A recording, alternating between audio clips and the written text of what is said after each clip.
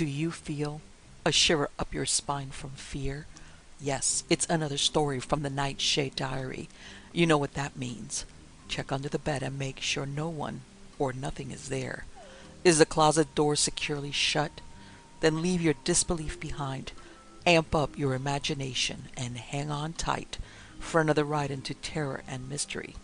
And like all good horror stories, just imagine it's a dark and stormy night. And remember, screaming like a little girl is permitted.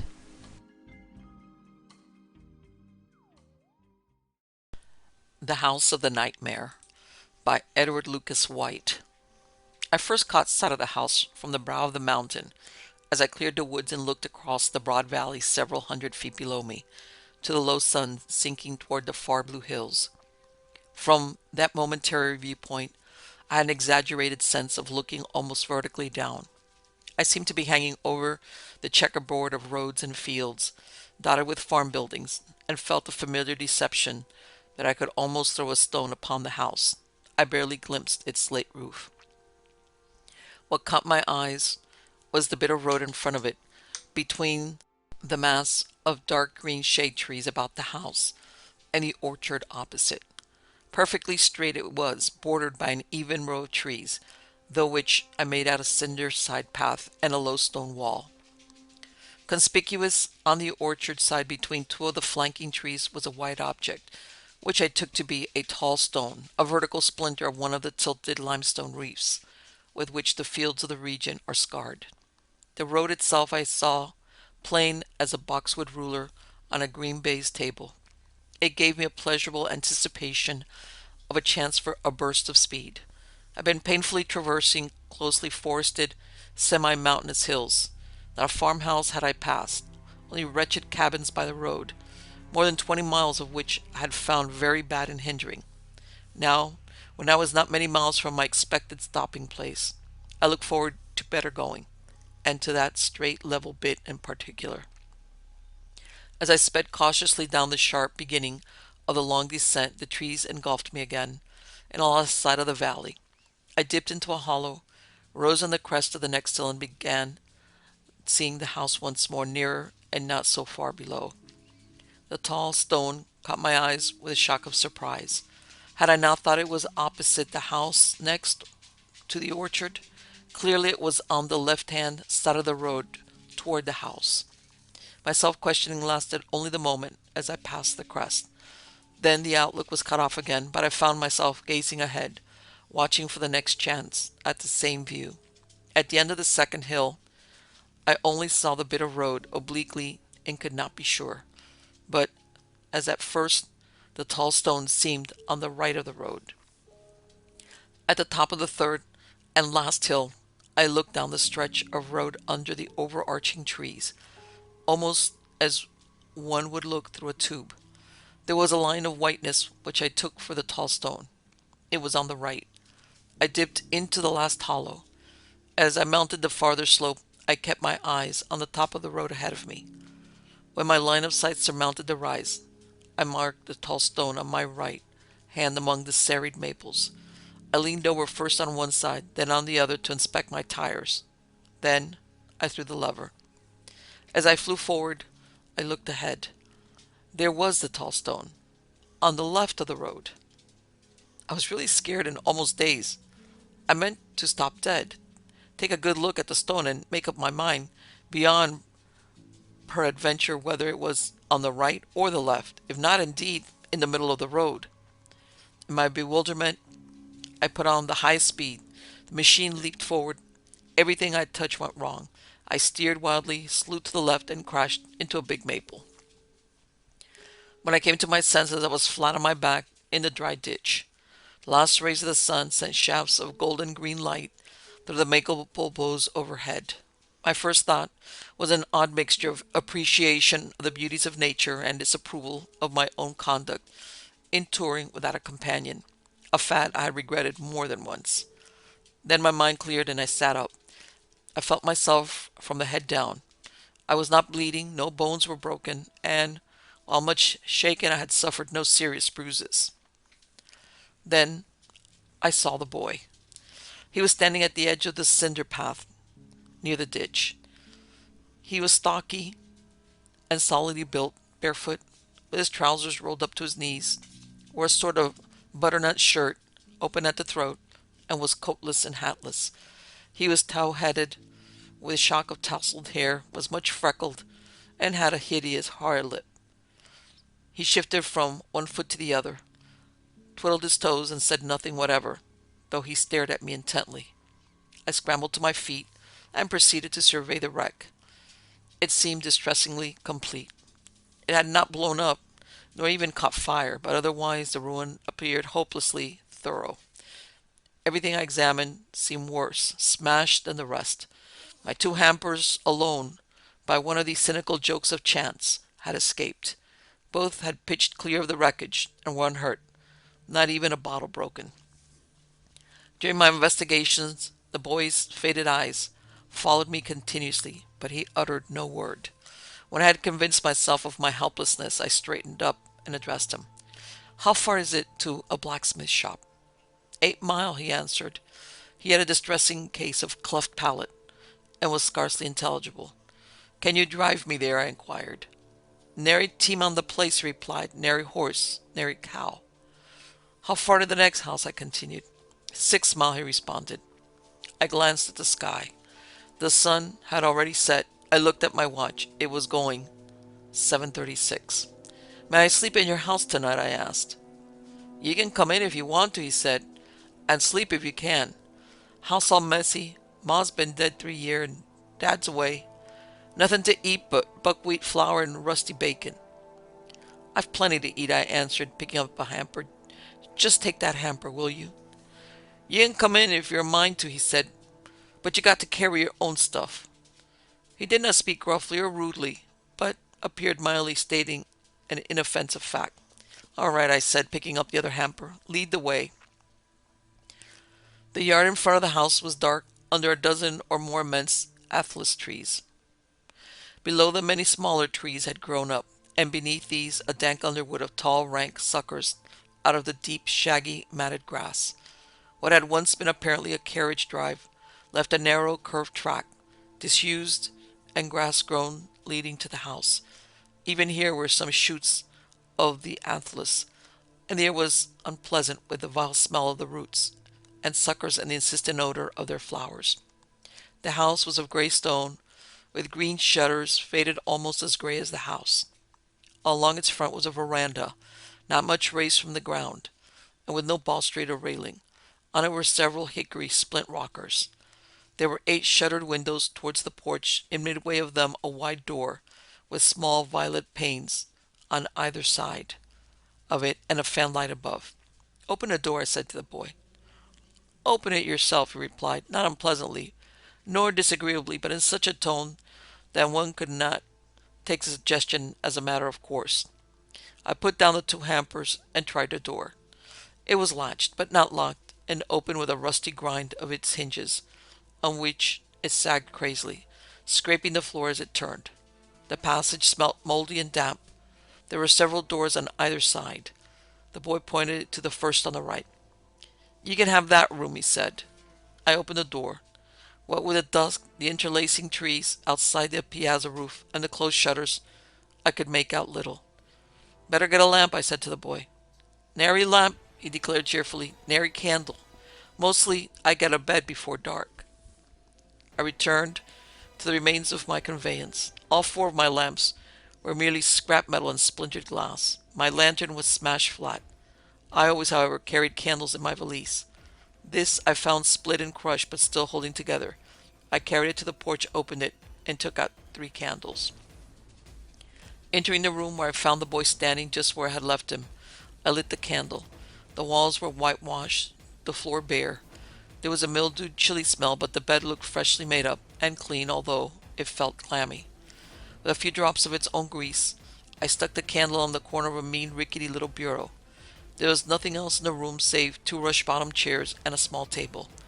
I went out on the porch, brought in my valise, and put it on the bed. I raised the sash of each window and pushed open the shutters. Then I asked the boy, who had not moved or spoken, to show me the way to the kitchen. He led me straight through the hall to the back of the house. The kitchen was large and had no furniture, save some pine chairs, a pine bench, and a pine table. I stuck 2 candles on opposite corners of the table. There was no stove or range in the kitchen, only a big hearth, the ashes on which smelt and looked a month old. The wood in the woodshed was dry enough, but even it had a celery stale smell. The axe and hatchet were both rusty and dull, but usable, and I quickly made a big fire. To my amazement, for the mid-June evening was hot and still, the boy, a wry smile on his ugly face, almost leaned over the flame, hands and arms spread out, and fairly roasted himself. "Are you cold?" I inquired. "I'm allus cold," he replied, hugging the fire closer than ever, till I thought he must scorch. I left him toasting himself while I went in search of water. I discovered the pump, which was in working order and not dry on the valves, but I had a furious struggle to fill the 2 leaky pails I had found. When I put water to boil, I fetched my hampers from the porch. I brushed the table and set out my meal. Cold fowl, cold ham, white and brown bread, olives, jam, and cake. When the can of soup was hot and the coffee I made drew up 2 chairs to the table and invited the boy to join me. "I ain't hungry," he said. "I've had supper." He was a new sort of boy to me. All the boys I knew were hearty eaters and always ready. I felt hungry myself, but somehow, when I came to eat, I had little appetite and hardly relished the food. I soon made an end of my meal, covering the fire, blew out the candles, and returned to the porch, where I dropped into one of the hickory rockers to smoke. The boy followed me silently and seated himself on the porch floor, leaning against a pillar, his feet on the grass outside. "What do you do," I asked, "when your father is away?" "Just loaf around," he said. "Just fool around." "How far off are your nearest neighbors?" I asked. "Don't know. Neighbors never come here," he stated. "Say they're feared of the ghosts." I was not at all startled. The place had all those aspects which lead to a house being called haunted. I was struck by his odd matter-of-fact way of speaking. It was as if he had said they were afraid of a cross dog. "Do you ever see any ghosts around here?" I continued. "Never see 'em," he answered, as if I had mentioned tramps or partridges. "Never hear 'em. Sort of feel 'em around sometimes." "Are you afraid of them?" I asked. "Nope," he declared. "I ain't scared no ghosts. I'm scared of nightmares." "Ever have nightmares?" "Very seldom," I replied. "I do," he returned. "Allus have the same nightmare. Big sow, big as a steer, trying to eat me up. Wake up so scared I could run to never. Nowheres to run to. Go to sleep and have it again. Wake up worse scared than ever. Dad says it's a buckwheat cake since summer." "You must have teased the sow sometime," I said. "Yep," he answered. "Teased a big sow once, holding up one of her pigs by the hind feet. Teased her too long. Fell in the pen and got bit up some. Wished I hadn't teased her. Have that nightmare 3 times a week sometimes. Worse than being burnt out. Worse than ghosts. Say, I sort of feel ghosts around now." He was not trying to frighten me. He was just simply stating an opinion as if he had spoken of bats or mosquitoes. I made no reply and found myself listening involuntarily. My pipe went out. I did not really want another, but felt disinclined for bed as yet, and was comfortable where I was, while the smell of the amethyst blossom was very disagreeable. I filled my pipe again, lit it, and then as I puffed, somehow dozed off for a moment. I awoke with a sensation of some light fabric trailed across my face. The boy's position was unchanged. "Did you do that?" I asked sharply. "Ain't done nary thing," he rejoined. "What was it?" "It was like a piece of mosquito netting brushed over my face." "That ain't netting," he asserted. "That's a veil. That's one of the ghosts. Some blow on you. Some touch you with their long, cold fingers. That one with the veil she drags across your face, well, mostly I think it's Ma." He spoke with unassailable conviction of the child in We Are Seven. I found no words to reply and rose to go to bed. "Good night," I said. "Good night," he echoed. "I'll set out here a spell yet." I lit a match, found the candle I had stuck on the corner of the shabby little bureau, and undressed. The bed had a comfortable husk mattress, and I was soon asleep. I had the sensation of having slept some time when I had a nightmare. The very nightmare the boy had described. A huge sow, big as a dray horse, was reared up on her forelegs over the footboard of the bed, trying to scramble over to me. She grunted and puffed, and I felt I was on the food she craved. I knew in the dream that it was only a dream, and strove to wake up. Then the gigantic dream beast floundered over the footboard, fell across my shins, and I awoke. I was in darkness as absolute as if I were sealed in a jet vault. Yet the shudder of the nightmare instantly subsided. My nerves quieted. I realized where I was and felt not the least panic. I turned over and was asleep again, almost at once. Then I had a real nightmare, not recognizable as a dream, but appallingly real, an unutterable agony of reasonless horror. There was a thing in the room, not a sow, nor any other nameable creature, but a thing.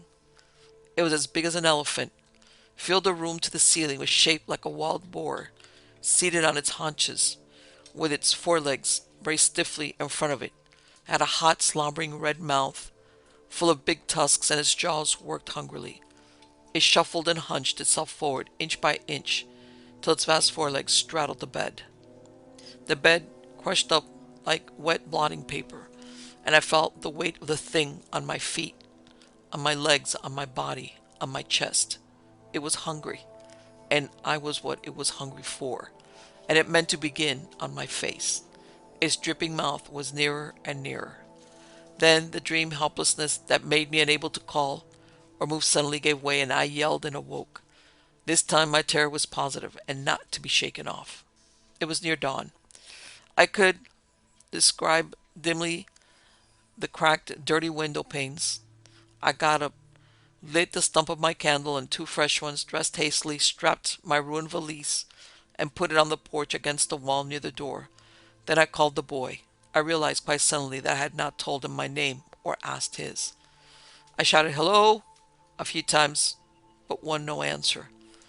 I had had enough of that house. I was still permeated with the panic of the nightmare. I desisted from shouting, made no search, but with two candles went out to the kitchen. I took a swallow of cold coffee and munched a biscuit as I hustled my belongings into my hampers. Then, leaving a silver dollar on the table, I carried the hampers out on the porch and dumped them by my valise. It was now light enough to see to walk, and I went out to the road. Already the night dew had rusted much of the wreck, making it look more helpless than before. It was, however, entirely undisturbed. There was not so much as a wheel track or a hoof print on the road. The tall white stone uncertainty about which had caused my disaster stood like a sentinel opposite where I had upset. I set out to find the blacksmith shop. Before I had gone far, the sun rose clear from the horizon and almost at once scorching. As I footed it along, I grew very much heated, and it seemed more like 10 miles than 6 before I reached the first house. It was a new frame house, neatly painted and close to the road, with a whitewashed fence along its garden front. I was about to open the gate when a big black dog with a curly tail bounded out of the bushes. He did not bark, but stood inside the gate wagging his tail and regarding me with a friendly eye. Yet I hesitated, with my hand on the latch, and considered. The dog might not be as friendly as he looked, and the sight of him made me realize that except for the boy, I'd seen no creature about the house where I had spent the night. No dog or cat, not even a toad or bird. While I was ruminating upon this, a man came from behind the house. "Will your dog bite?" I asked. "Nah," he answered. "He don't bite. Come in." I told him I had an accident to my automobile and asked if he could drive me to the blacksmith shop and back to my wreckage. "Certain," he said. "Happy to help you. I'll hitch up for shortly." "Where'd you smash?" "In front of that gray house about 6 miles back," I answered. "That big stone-built house?" he queried. "The same," I assented. "Did you go past here?" he inquired, astonished. "I didn't hear you." "No," I said. "I came from the other direction." "Why," he meditated, "you must have smashed about sunup. Did you come over the mountains in the dark?" "No," I replied. "I came over them yesterday evening. I smashed up about sunset." "Sundown!" he exclaimed. "Where in thunder you've been all night?" "I slept in the house where I broke down." "In that there big stone-built house in the trees?" he demanded. "Yes," I agreed. "Why?" he quavered excitedly. "That there house is haunted. They say if you have to drive past it after dark, you can't tell which side of the road the big white stone is on." "I couldn't tell even before sunset," I said. "There," he exclaimed. "Look at that now. And you sleep in that house?" "Did you sleep? Honest?" "I slept pretty well," I said, "except for a nightmare. I slept all night." "Well," he commented, "I wouldn't go in that there house for a farm, nor sleep in it for my salvation. And you slept. How in thunder did you get in?" "The boy took me in," I said. "What sort of boy?" he queried, his eyes fixed on me with a queer, countrified look of absorbed interest. "A thick-set, freckled-faced boy with a hare lip," I said. "Talk like his mouth was full of mush?" he demanded. "Yes," I said. "Bad case of cleft palate." "Well," he exclaimed, "I never did believe in ghosts, and I never did half believe that house was haunted. But I know it now. And you slept?" "I didn't see any ghost," I retorted irritably. "You seen a ghost for sure," he rejoined solemnly. "That there hairless boy been dead 6 months." The Elemental by Frank Belknap Long. Wheeler thought it was a coincidence at first. Ebony Lady was losing steadily in the sunlight. She was falling back to fourth place, passing Radio Crooner in reverse and galloping steadily in the wrong direction over the nut brown track. Or so it seemed to the grandstand and the cheering crowds beyond the finish line. Actually, Ebony Lady's retrogressive spurt was an optical illusion. With no mist in her nostrils, the fastest wet weather colt and all the bluegrass was emulating a telegraph pole glimpsed from an express train. Then came the coincidence. Ebony Lady stopped passing horses in reverse and recaptured the lead again.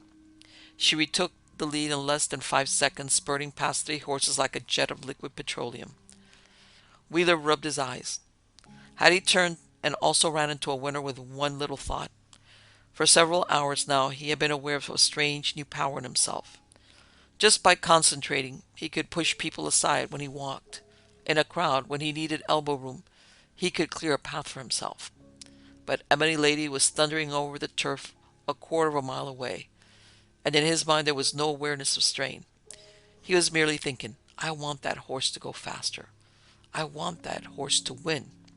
Push, push, a little purposeful thought moving about in his mind. Someone was tugging at his sleeve. "Well, for crying out loud, look at that horse go." Wheeler did not like to be touched. He scowled resentfully and withdrew his gaze from the track. Standing beside him was a bald-headed stout man in a checkered suit, his heavy jowled face studded with sweat, his eyes jiggling in his head. "Nothing can stop her now. Look at her go." Wheeler rasped, "It's barely possible that I can't stop her, mister." The fat man let go of Wheeler's arm and edged nervously away around the paddock rail. "Screw loose," he muttered. Wheeler brushed his sleeve as though contamination had descended upon it and returned his gaze to the track. Ebony Lady was bearing down on the finish line with flying hoofs, her long neck outthrust, her jockey bent double in an ecstasy of anticipation. Wheeler did not want Ebony Lady to lose. He desperately needed the $5 he had placed on Ebony Lady to win. But, well, he had to find out. It was vital to his peace of mind. Could he slow up Ebony Lady with a thought? Was the new power as tremendous as he feared? He thought, "I want that horse to go slower. I want that horse to fall back." Like jets of liquid petroleum, 3 horses, including Radio Crooner, spurted past Ebony Lady. The man in the checkered suit gasped. He swung about and stared at Wheeler with startled eyes. Wheeler said tremulously, "I did it, you see?" Something about the fat man repelled Wheeler, but he was horribly shaken. He had to discuss it with someone. The fat man said, "You did what? Slowed Ebony Lady? You expect me to swallow that?" Wheeler's lips were white. "I'm not trying to convince you," he said. "I'm simply stating a fact." "A fact, huh?" jeered the other. "Then suppose you put that wet horse back in the lead again. It ought to be easy. on a dry track. Wheeler sighed. Very well, he said. Watch Ebony Lady. He allowed the thought to form. I want that horse to win. Push, push. A little purposeful thought directed across the turf to where bright hopes were thundering. Ebony Lady seemed to leave the ground as she came abreast of Radio Crooner and thundered into high again. Now she was third, now second, now a length off the leader. Now she was passing the leader 2 furlongs from the finish line. The people in the grandstand were shouting themselves hoarse. Like some demonic hippogriff, Ebony Lady flashed past the judge's stand, wrenching a blare from the loudspeaker. Ebony Lady it is, ladies and gentlemen. Ebony Lady wins the Derby. The fat man was visibly stunned. It's uncanny, he muttered. Wheeler nodded. I don't understand it myself, he said. The fat man thrust his face forward, a rapacious light gleaming behind his pupils. Could you do it again, he ventured. What do you mean? At another race, any time? Wheeler nodded. I'm sure that I could, he said. The fat man edged closer. Where are you headed for, buddy? Wheeler said. Got to collect $10 from a bookie. The fat man took out a mammoth roll of bills and peeled off one. Chicken feed, he said. Take this and come with me. I'm staking you to a drink. Wheeler hesitated. He thought, I don't want liquor, but I could order a glass of milk and get him to taste it. The fat man was tugging at his sleeve. Come on, buddy. One little drink won't hurt you. 5 minutes later, they were seated at the circular counter of a trackside soft drink concession. Outside in the sunlight, the crowd was slowly dispersing, streaming north, south, and west over the dappled turf. Wheeler was holding a glass of milk, his thin fingers coiled tightly about whiteness. His companion was attached to a whiskey and soda. He was scowling at Wheeler. Milk, he said contemptuously. Wheeler said, It's against the law to serve liquor at the track, Mr. Sheed. This concession is violating the law. Call me Ted, said the fat man. Look, Harry, why can't you relax and be human? We could help each other. I have plenty of what it takes to cash in on a sure thing. Wheeler said, I'll admit it's temptation. I've been out of work for 2 months. I've stood in breadlines, bunked in flop houses. Suddenly he shivered. He was forgetting about the milk. He raised a glass to his lips and sipped at it fearfully. A look of horror came into his face. She said, Well, what do you say? Tremulously, Wheeler set down the glass and pushed it toward his companion. I wish you'd just taste that milk, he said. She'd grimaced. Why in hell should I? I don't like milk. It strangles me. Just taste it, please, insisted Wheeler. Oh, all right. She'd raised the glass and took a reluctant sip. Instantly, he set the beverage down with such violence that the counter shook. Sour, he exclaimed. Sour as a rancid herring. All the color drained from Wheeler's face. Then it's true, he groaned. I haven't been imagining it. What are you talking about? Every time I taste milk, it turns sour, said Wheeler. She growled impatiently. So what? You got acidosis or something. It happens all the time. No, it doesn't, insisted Wheeler. You see, I know something about acidiasis. I used to work in a pathological testing laboratory. You can't turn milk sour simply by tasting it. I mean, if you had a rheumatic or gouty diathesis, which is a very acid condition, you could gargle with milk, and it wouldn't turn sour. She was becoming exasperated. You can speed up the horses, he growled, and you're worrying about a little thing like that? Goaty dye teasers? Bah! Suddenly, Wheeler seized the companion's glass and drained it at a gulp. Hey, wait a minute, protested Sheed. You didn't have to do that. I'll order you a man's drink. Make it a double scotch and soda, said Wheeler. The high brown beverage did things to Wheeler. His despair receded and a wave of moral indignation surged up in him. He began to see his companion in a less favorable light. He leaned forward across the table. You mean it's a gold mine? He inquired. A regular gold mine, sure. I'll pick the horse and you'll speed him up. We'll be living off the fat, my lad. Wheeler said, You've distinctly slimy Sheed. I don't like you. What's that? I don't like your fat, smirking face. Sheed's face turned scarlet. He ceased to smirk. He leaped to his feet and stood glaring down at Wheeler. I have a good mind to sock you, he said.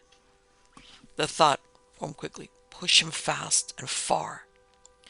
Sheed screamed. Something lifted him up, twisted him around. He went sailing erratically across the little soft drink concession, his body rotating about the knees. There was a splintering of glass. Out through the window of the concession, speed spun. He sailed over the paddock rail and crashed to the turf on his face. Wheeler smiled, rose, and laid 4 quarters beside his drained whiskey and soda. Now, that was distinctly worthwhile, he said. Swiftly he slipped from the concession and mingled with the dispersing crowd. People brushed against him. He laughed and sent them lightly spinning. The human throng divided as he walked. Being a man of kindly instincts, he did not abuse his power. There was no animosity in his mind. It simply amused him to watch people spin away from him and whirl about like leaves in a dry wind. He felt like an Israelite walking through the Red Sea. He kept on walking, ignoring startled and resentful glances. He lifted a woman 6 feet in the air and sent her sailing like a feather across the track. She landed 30 feet away, screaming hysterically. A crowd converged about her. Wheeler pushed the entire congregation of appalled men, women, and children 50 feet along the track. Instantly he reproached himself. That was shameful. I shouldn't have done that. In contrition, he took to levitating his own body. He rose into the air and sailed lightly over the turf. In little aerial spurts, he progressed above the heads of the dispersing throng. Once he descended on the shoulders of a fat man who tottered and yelled. Sorry, he apologized, and rose into the air again. He was thinking, I've always wanted to fly. Now I am truly flying. He flapped his arms as though they were wings. I should like to soar, he thought. Instantly he rose high into the air. He rose 2,000 feet and soared like a condor high above the grandstand. Far below him he saw little specks dispersing. Here and there the specks coalesced into wiggling dark clumps with agitated peripheries. People in terror, dozens of tiny people, flocking together under the stress of a shared horror. He rose higher, flew more audaciously. Presently he was winging his way towards the east. Flap, flap, flap. Beneath him stretched the fields of blue grass. He saw cows at pasture, winding country lanes, brooks glimmering in the sunlight. He saw a meadow starred with white-flowered asphodels. He thought, I must remain calm. I must not allow myself to become excited. Kentucky was a beautiful state. Now he was flying high above an old southern mansion. He saw people moving about in the vicinity of the great house, sleekly groomed horses galloping on a private bridle path, plantation workers toiling in the bright noonday glare. He passed swiftly eastward, soaring over the Black Mountains, into Virginia, winging his way across the Blue Ridge and the coastal plain. He thought, this is more exhilarating than traveling in boxcars, and swooped low to observe a yellow-crowned night heron, which was rising from the somber cypress-hung dismal swamp and winging its way towards the bright waters of Chesapeake Bay. He followed the heron in a kind of trance. In the depths of his mind terror churned, but it did not flow into his consciousness, except occasionally in little eddies. He had moments of sudden terrible doubt, of perplexity and fright, but so entranced was he by his gift of flight that he shivered in rapture and ignored the dark misgivings which occasionally assailed him. Flap, flap, flap. He was flying now above Pocomoke Sound, the coast of Virginia, glimmering blue line far to the west. The heron had vanished, and he was alone under the sun. He had been flying steadily for hours, but he was not fatigued. Or was he? It was barely possible that he was getting a little tired. He had to keep repeating to himself, I am flying effortlessly now. I am as buoyant as a feather. The sense of buoyancy receded a little when he ceased to concentrate, and then he found himself descending toward the bright, gleaming waters of the Sound. The waters were reddening when fatigue crept unmistakably upon him. Flying became an effort, but resolutely he kept flapping his arms and assuring himself that he was lighter than air. He was flying low above big and little islands when his buoyancy ebbed disastrously. His legs became leaden, inert. Horror engulfed him as he stared downward. He had ceased to mount, and the level expanse of water beneath him was ascending like a rising floor. For 1,000 feet he fell like a plummet, flailing the air with his arms. He was almost level with the waves when something seemed to burst in his chest. He spun about and zoomed erratically, spurting eastward over a little island and whirling about high in the air. The little island was barely 40 feet in diameter, a pinnacle of jagged rocks emerging precariously from the wine-dark sea. Whirligigging like a mayflower, Wheeler descended toward it. He swirled over a menacing spire of granite and came jarringly to rest on a sloping ledge where barnacles clustered. For an instant he stood swaying above the sea, his eyes wide with terror. Something like a cloud was settling down beside him. He felt for an instant like a jellyfish on stilts. Then his legs took to water, and he sank down on the spray-lashed granite. The cloud became denser, coalescing into an upright cone that shimmered with a pale luminescence. Wheeler groaned and raised himself on his hands. A voice said, "You are less intelligent than an idiot, child." All the blood seeped from Wheeler's face, leaving it ashen. Swirling beside him on the spray-drenched rock was a conical mass of spray. Its summit, rainbow-hued, two iridescent orbs gleamed in its tenuous bulk. The blood-red disk of the sun was slipping below the rim of the bay, but there was still sufficient illumination to mingle the shadows of Wheeler and the cone. The shadow of the cone was wolfishly devouring the shadow of Wheeler, consuming its human outlines with evident relish. Wheeler's flesh congealed. He started to back away across the rock, but directly he moved, the cone swirled closer. "Be careful, you fool," it warned. "That rock is slippery." The cone's voice was resonant but expressionless. It bumped against Wheeler and swiftly rebounded. Its rainbow-hued bulk glistened in the spray. Wheeler's teeth were chattering. What are you?" he moaned. The cone said, "An elemental. A force elemental. I have no intention of harming you. I'm as much to blame as you are for this calamity. But how did you get here?" "You brought me here," replied the cone. "When you exhausted my energies, I couldn't sustain you any longer." "You mean you came with me?" "Of course. I've been inhabiting your body for several days. It was an experiment which I now regret." "You've been inhabiting my—" "I took possession of your body temporarily. You know what an elemental is, don't you?" Wheeler hesitated for an instant. I think I do," he said finally. "A nature spirit, a spirit of earth, air, fire, or water." "That is substantially correct," said the cone. "I am glad you did not say a force of nature. I am not a force in a scientific sense. I am a true spirit." "A true spirit?" "Yes. I am as real as an elf or goblin. Your scientists deny that spirits exist. Right under their noses we inhabit the bodies of idiot children. We raise tables into the air, break crockery, send objects spinning, and they deny that we exist." "You mean you're a poltergeist?" exclaimed Wheeler, his jaw gaping. "You may call me that if you wish. Each age has a different name for us. The Greeks preferred to think of us simply as nature spirits, who could curdle milk, ride the night wind, set mysterious fire, and wreck ships at sea." Wheeler stammered, "But why? Why did you pick on me?" "It was sheer madness," said the elemental, "but, well, you are a new frontier. No elemental has ever dared to inhabit an adult mortal before. Children, yes. Idiot children. Their imbecile rages are of brief duration and do not exhaust us. But adult mortals have minds of their own." "You mean you are subject to the whims of my mind?" "In a sense, yes.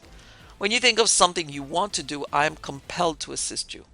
Helping you at the racetrack was tiring, but this flight has drained me completely." "It was your presence within me that made me reckless," said Wheeler. "I wanted to fly because I was sure that I could." "I know," said the elemental. "We are caught in a vicious circle. I give you ideas and a sense of power, and you exhausted me. So long as I am bound to you, I am compelled to satisfy the demands of your will." "But you could leave me, couldn't you?" "No. I can pour out of you and move objects at a distance, or I can move about close to you as I am doing now, but I cannot leave you. Have you ever watched a caterpillar spin a cocoon? It draws the threads continuously tighter about itself until it is completely imprisoned. But you are outside your prison now, protested Wheeler. Merely as a penumbral projection, explained the elemental. My matrix is still inhabiting your body. We elementals are beings of a complex structure. If you could see me as I really am, you would understand. The black shadows of night were closing in as swiftly now. There was little rubescent glints on the dark water, but the sun had vanished from view. Far out in the bay, a gull wheeled and dipped. The elemental seemed to be shivering. I am exhausted. Ill, it said. I wish it were morning. Wheeler stared at it in sudden apprehension. You mean you can't levitate me in the darkness? We we won't be able to fly back? The elemental said, You fool. Did you have to fly out over the sea? I intended to return, said Wheeler. I didn't know your power would fail me. Well, it has failed, said the elemental. I am close to death. Wheeler paled. You mean you can die? Of course. Elementals are not immortal. When our energies expire, we burst into flames. We die in bursts of glory. Good God, exclaimed Wheeler. The elemental drew close to him, pounced against him, and ascended into the air. It flew a swift circle about the little island and descended in a shower of sparks. Wheeler cried out in horror. He recoiled backward and nearly toppled into the sea. The elemental swirled toward him across the rock. Careful, you fool! I was just testing my strength. Wheeler pulled himself to safety again, his shoes dripping brine. Sharp barnacles tore at his clothes as he dragged himself to the summit of the rock. He sat with his feet dangling a yard above the water, staring at the elemental with resentful eyes. Did you have to frighten me like that? I'm sorry, apologized the elemental. Would my death distress you so much? If you die, I'll freeze to death, muttered Wheeler. I'll starve. I'll die of thirst. We're on one of the little rock islands south of Cape Charles. No ships pass this way at all. I see, said the elemental coldly. A purely selfish reaction.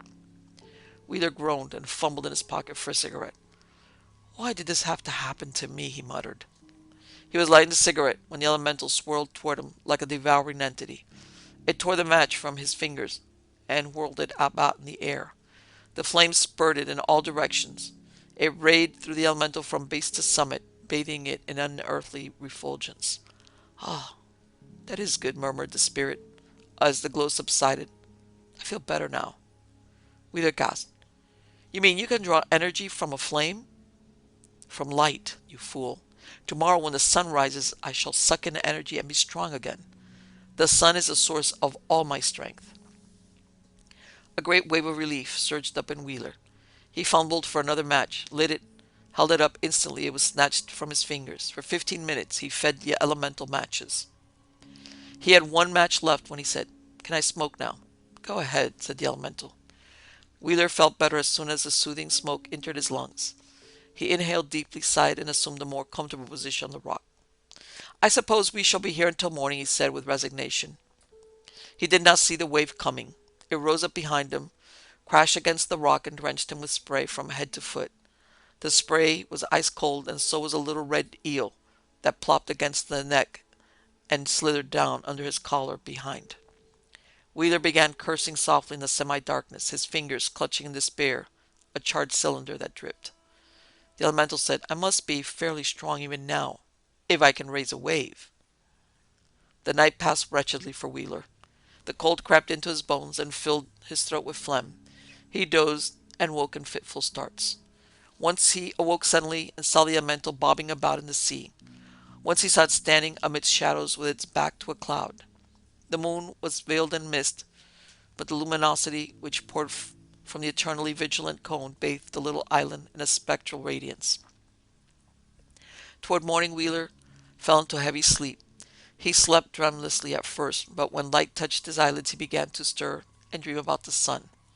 He dreamed that he was flying about the solar disk, his body revolving like a planet, his arms flapping in the dawn. Beside him raced the planet Mercury, its orbit coinciding with his own.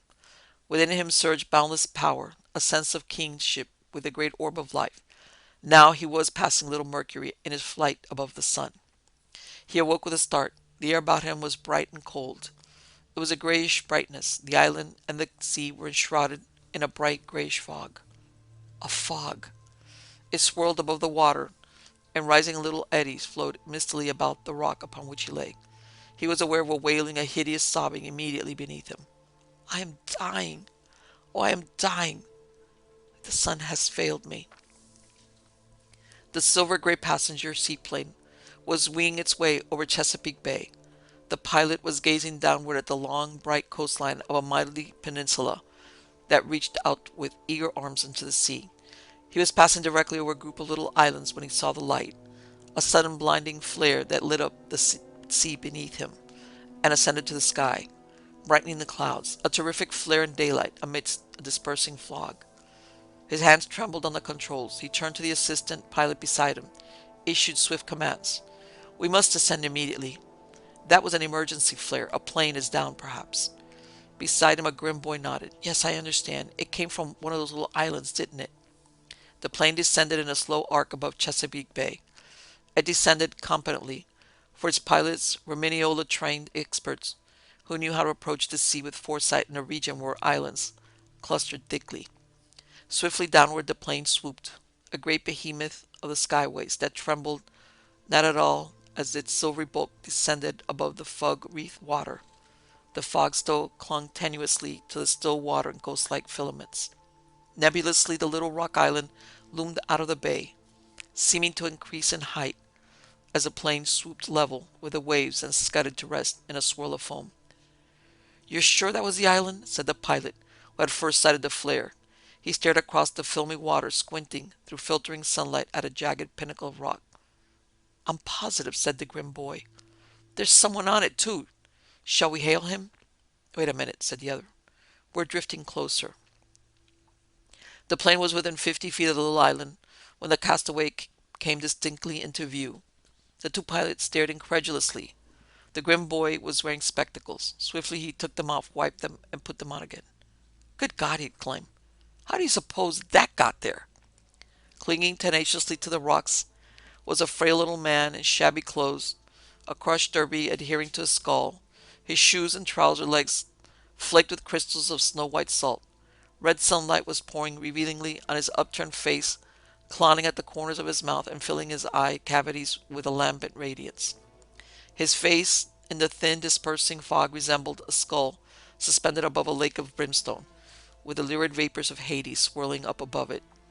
Getting that frail, half-frozen little man off the rock and into the passenger cabin was a task, as complicated as it was hazardous. But the Mineola-trained pilots were equal to the emergency, and once inside the cabin, the little man was no longer a problem. The passengers took over. They fussed over him and graciously endeavored to make him as comfortable as possible. There was something about him that appealed to the maternal instinct of the women passengers, but the men were kind to him too. They screened him from view while they helped him into dry clothes, offering him underwear and outer garments which were warm and expensive. One stout man opened a suitcase and presented him with a hand-tailored shirt. Another made him a gift of neatly pressed trousers. They helped him don a yellow Angora golf sweater and a tweed sport coat. But despite everything they could do for him, his face kept straining against the light. He stood shivering and gazing out the cabin window at the sea as though he were looking at a picture under glass, a picture that terrified and appalled him. He stood rigid in his expensive but ill-fitting clothes, beads of sweat on his thin face, to which a 2 days' growth of beard gave something of an aesthetic cast. "You'd better sit down," said a tall elderly woman in a tailor-made suit, whose severity of manner was redeemed by kindly eyes. "Better sit down there by the window in the sun. You've been through a terrible ordeal, my poor man." Wheeler passed a hand over his brow. He shuddered convulsively. "Thank you," he murmured. "It was awful. Feeling it die. It seemed to wrench at me." The passengers were all staring at him in concern. One of the pilots shook his head sadly and made a rotary motion with his forefinger close to his temple. The little man said suddenly, "But the dazzle saved me, didn't it? The dazzle brought you down. It died in a burst of glory, didn't it?" "Yes," said the stout man to humor him, "I guess it did. 12 hours in a thick fog, without sunlight, and toward the end, I could feel it dying." Suddenly he sat up straight in his chair. Could I have a glass of milk?" he asked. Why, of course, said the pilot. The milk was cold, and there was little bubbles at the edge of the glass. It was just an ordinary glass of milk, but as Wheeler held it, he was shaken to the depths of his being. His first and most powerful feeling was that he was about to free himself of a hideous dread. He was about to prove to himself that he was no longer possessed. But he also had a feeling of loss and desolation. He was about to sound the knell of something almost godlike, the gift of flight, the power to move and shake. Slowly he raised the glass. Slowly he drank. Well, said the pilot, smiling down at him, feel better now? Wheeler did not reply. He sat staring up at the pilot in consternation, his lips tremulous, his eyes wide with horror. I can't taste this milk at all, he gasped. It has absolutely no taste. It doesn't even feel cool on my tongue. A tall man with a grizzled Van Dyke arose from a seat near the aisle and crossed to Wheeler's chair. Shock anesthesia, he explained patiently. It lasts for hours sometimes. Then he perceived how perturbed Wheeler was and smiled reassuringly. Nothing to get alarmed about. By this time tomorrow, you'll be fit as a fiddle. Able to move mountains, my lad. Able to move mountains. There is such a thing as expecting too much of a man. Wheeler paled, groaned, dropped the glass, and slid from the chair in a dead faint.